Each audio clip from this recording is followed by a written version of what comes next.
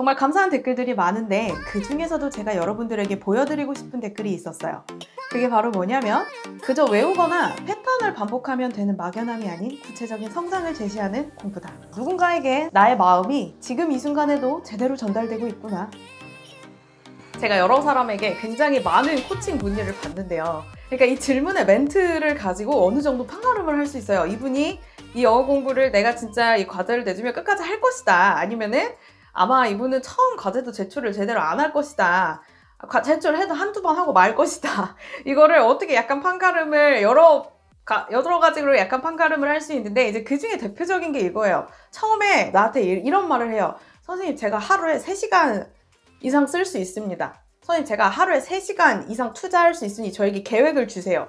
그래서 사실 이렇게 막연한 열정 있죠? 막연한 열정. 더 정확하게 말하면 막연한 초기 열정은 이 실행으로 이어지지 않는 경우가 거의 대부분이에요. 사실 이렇게 말하시는 분들의 이 기저에는요, 아마 이런 답변을 원하고 있을 거예요. 예를 들면 제가 뭐 영화 한 편을 하루에 3시간 이상 따라하세요. 혹은 이러이러한 방법이 최고예요. 이걸 하루에 3시간 동안 하세요. 이렇게 말을 해주기를 조금 바라고 있을 텐데 사실 그런 방법은 세상에 없고요. 또 있다 하더라도 제 말 한마디로 영어 공부를 안 하던 사람이 이렇게 하루에 3시간씩 투자하기가 사실 쉬운 일이 아니죠. 정말 이제 어마어마한 의지를 가진 사람이라든지 혹은 영어 컨텐츠를 만드는 유튜버라든지 혹은 영어 강사라든지 이런 사람들이 아니고 자신의 주 일과가 있는 사람이 영어를 배우자고 했을 때는요, 그거보다 훨씬 더 구체적이고 본인한테 맞는 시간 효율성이 높고 체계적인 로드맵이 필요해요.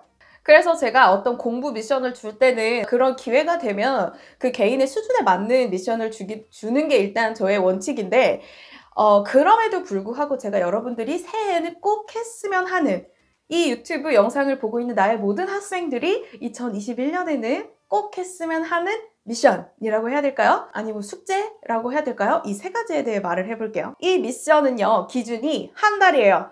이거를 어떻게 표현해야 되나? 한 달, 1달, 1미션. 그래서 첫 번째는요, 본인 수준에 맞는 원서 3번 읽기. 몇 번이요? 본인 수준에 맞는 원서 한 권을 선택해서 한 달 안에 몇 번 읽기? 3번 읽기. 똑같은 책을 반복해서 읽는 것이 언어적인 측면에서 얼마나 좋은지는 제가 굳이 설명하지 않아도 아실 거예요.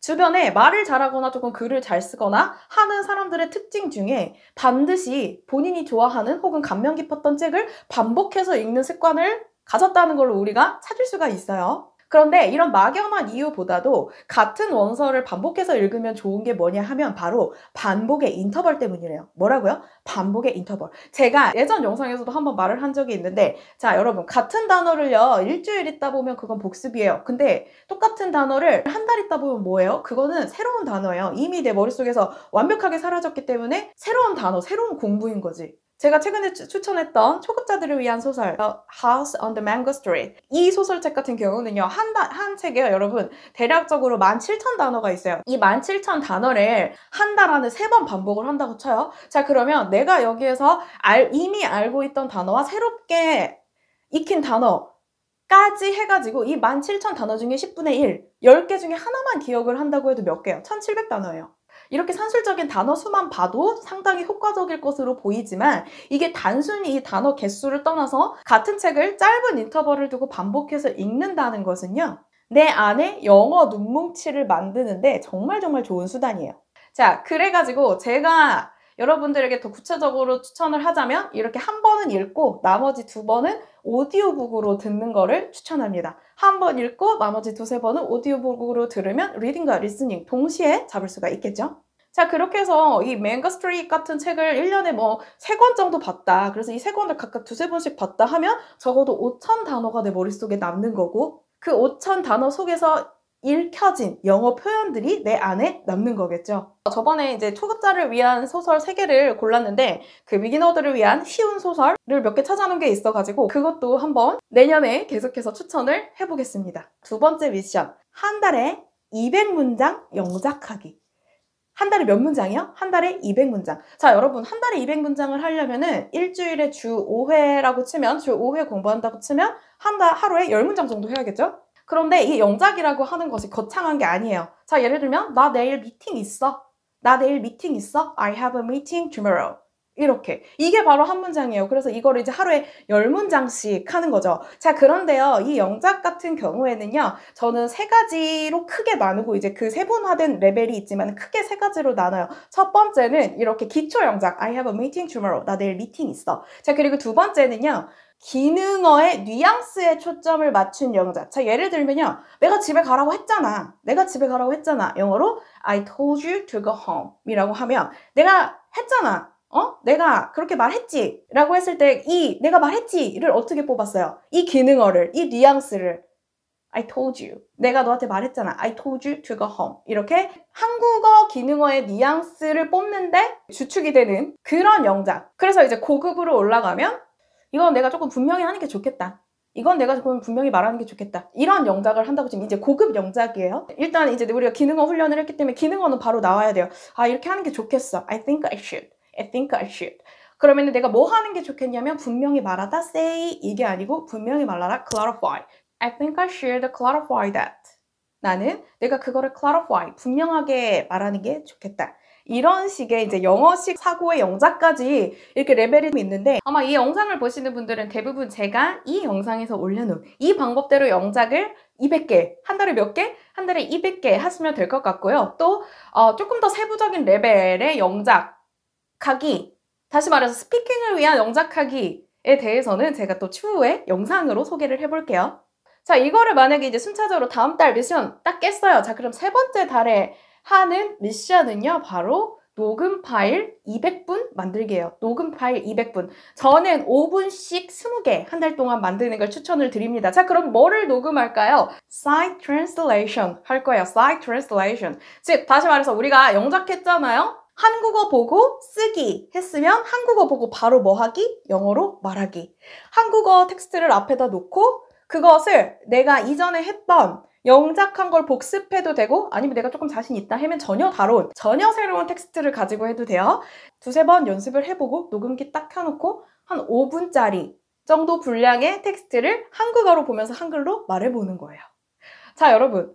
우리가 100분 분량의 한국어를 가지고 그걸 영어로 바꿔 말해볼 수 있다면 일상생활에서 일어나는 거의 모든 일들은 영어로 말할 수 있지 않겠어요? 물론 이게 되기 위해서는 이 앞서 단계, 제가 항상 강조하는 그 5단계가 철저하게 이루어져야 되고 수많은 영어 인풋과 그거를 이용한 아웃풋 연습이 선행이 되어야겠죠?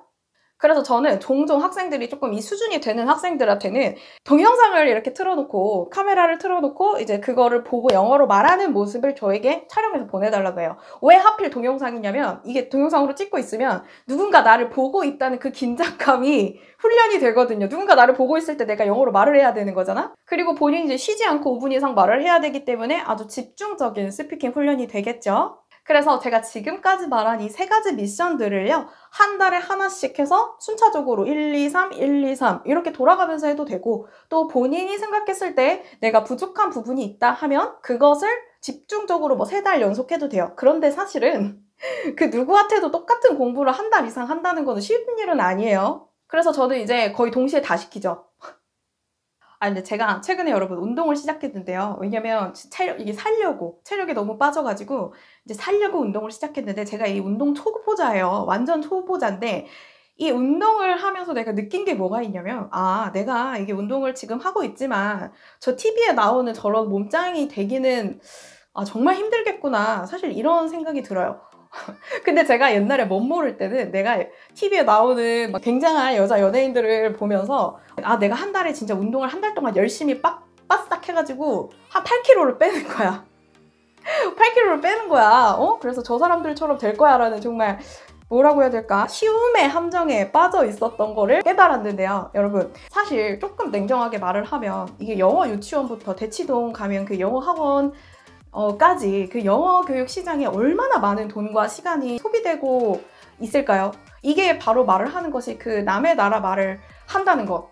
특히나 서양 국가의 한 나라의 말을 자유자재로 혹은 어느 정도라도 한다는 게 굉장히 쉽지 않은 일임을 반증을 하고 있는 거예요. 그래서 우리는 그 소용돌이 속에서 기대는 낮추고 목표는 어느 정도 낮추고 내가 할 수 있는 실행력은 높여서 2021년에는 내가 할 수 있는 그리고 내 실생활에 도움이 돼줄 영어를 할 수 있게 되길 바랍니다. 여러분, 이 영상이 마음에 드셨나요? 이 영상이 마음에 드셨으면 좋아요, 구독, 댓글 모두 환영이고요. 올 한 해도 우리 정말 힘들지만 잘 버텨주었고 우리는 그럼 2021년 내년 영상에서 또 만나요. 바이바이.